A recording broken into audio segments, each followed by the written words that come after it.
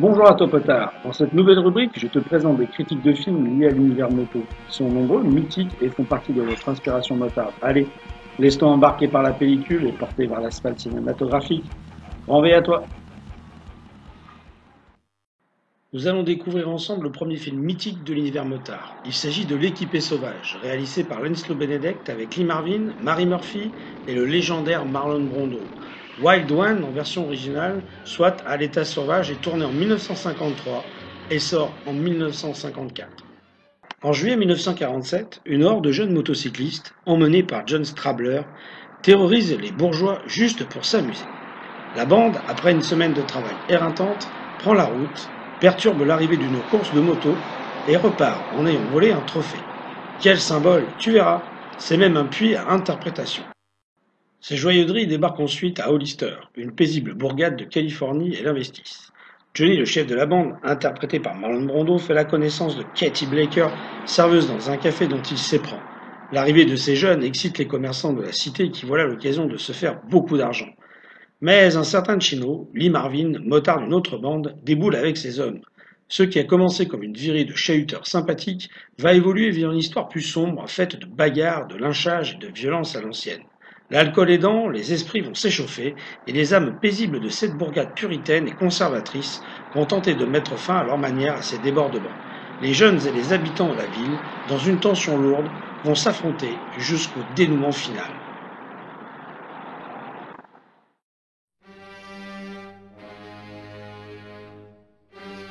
Ce scénario s'inspire d'une histoire vraie. En 1947, à Hollister, petite ville californienne, paisible, c'est la renaissance des Gypsy Tours, des rallyes de moto très connus aux États-Unis avant-guerre.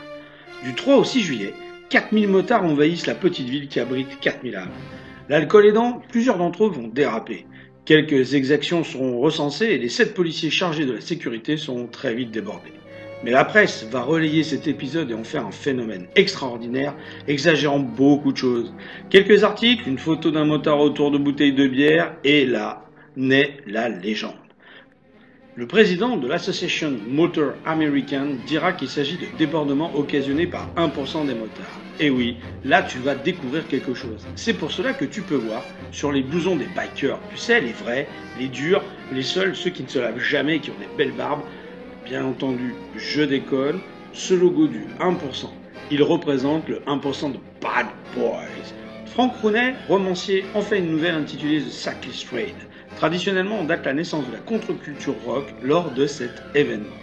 Alors, pourquoi ce film est-il mythique? Pourquoi est-il fondateur d'un certain esprit motard, celui qui est associé à la culture bikers? C'est ce que tu vas découvrir maintenant, car cette histoire de la liberté américaine s'appuie aussi sur la naissance des bandes motocyclistes. C'est avant tout une vraie chronique sociale. Ce film oppose deux mondes qui ne se comprennent pas, et c'est en ça que c'est une chronique sociale. D'un côté, tu as une jeunesse rebelle qui a connu la guerre, les bombardiers et la peur mêlée d'adrénaline qui revient dans une Amérique figée, toujours puritaine, qui ne leur fait pas de place.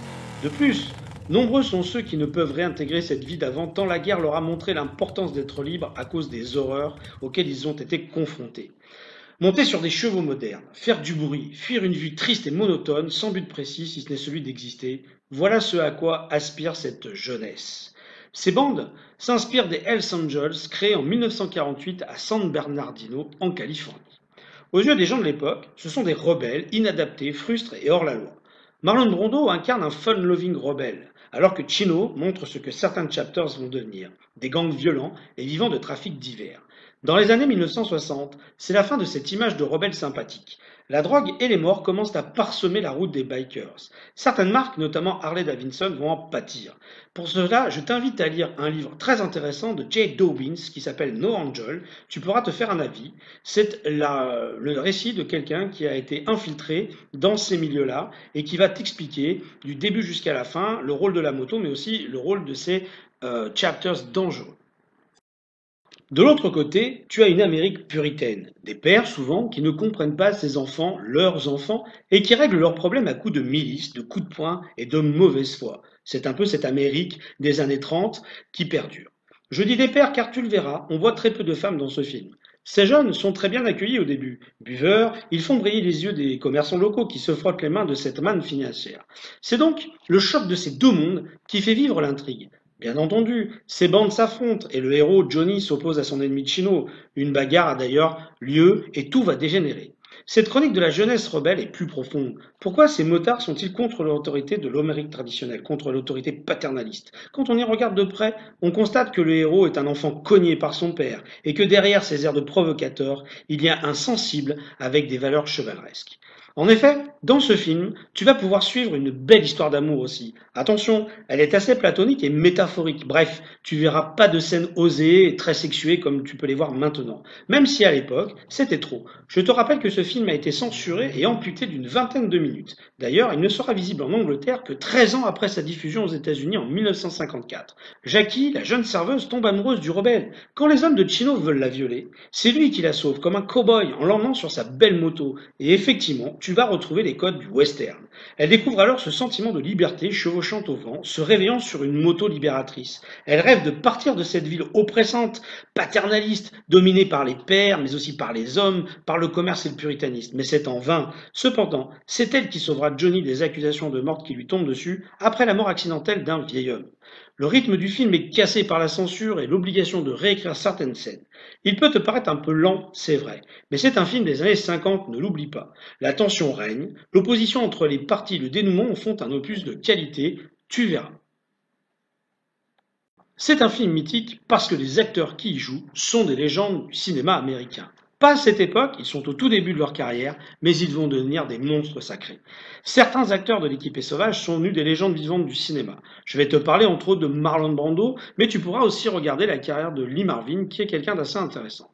Marlon Brando incarne Johnny. Grâce à son charisme, sa retenue, son magnétisme et aussi sa souffrance cachée, il incarne le mieux ce rebelle au bon cœur, frustre et maladroit en amour. Tu verras, il possède un trophée qui a été volé par ses amis lors d'une course de moto. Ce trophée, comme un sexe fièrement dressé, il se le trimballe tout au long du film, sur sa moto, avec lui. C'est d'ailleurs un objet convoité par la jeune serveuse qu'il drague. À la fin, il lui donnera. Tu vois ce que je veux dire? Est-ce que tu comprends? Et franchement, moi je vois bien la métaphore. Au-delà des hommes, tu as un personnage principal incontournable. C'est la Triumph Thunderbird Sisté. Elle fait concurrence au Harley et ça va être terrible pour Harley.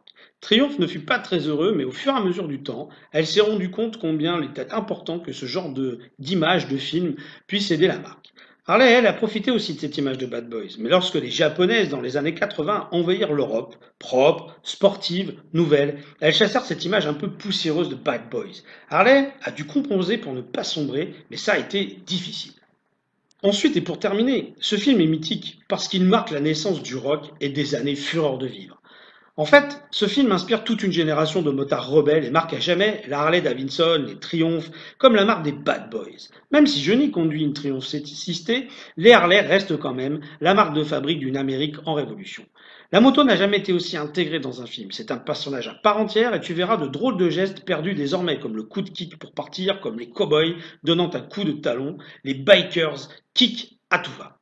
Le perfecto de cuir, bottes, jean denim que porte Marlon Brando retroussé incarne ensuite cette génération de mauvais gars. La casquette a disparu car maintenant tu sais qu'on est obligé de porter un casque, mais le cuir reste, c'est un perfecto, un incontournable avec ses inscriptions sur le dos et sur le devant. C'est l'entrée dans l'ère du sexe, de l'alcool et du rock'n'roll.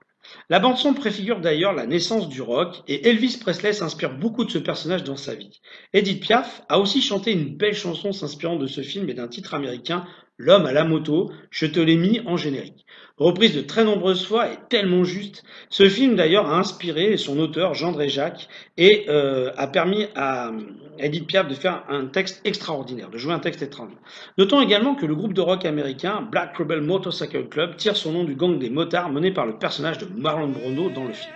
En conclusion, si tu veux comprendre le phénomène des motards bikers, son origine et le film qui incarne la genèse de tout un ensemble de codes auxquels tu es confronté aujourd'hui et qui en plus avec la mode néo-rétro revient dans le vent, n'hésite pas, regarde l'équipée sauvage, certes tu vas voir il y a des temps mous, tu verras il y a des temps qui sont un peu longs, tu verras que cette histoire d'amour un peu platonique est complexe, mais n'oublie pas que c'est un film qui a été censuré et par conséquent cette censure a cassé la rythmique initiale du film. Mais tu verras aussi quelque chose d'assez bouillonnant, d'assez extraordinaire, et tu verras aussi comment une jeunesse, à un moment donné, fait changer toute la mentalité d'un pays.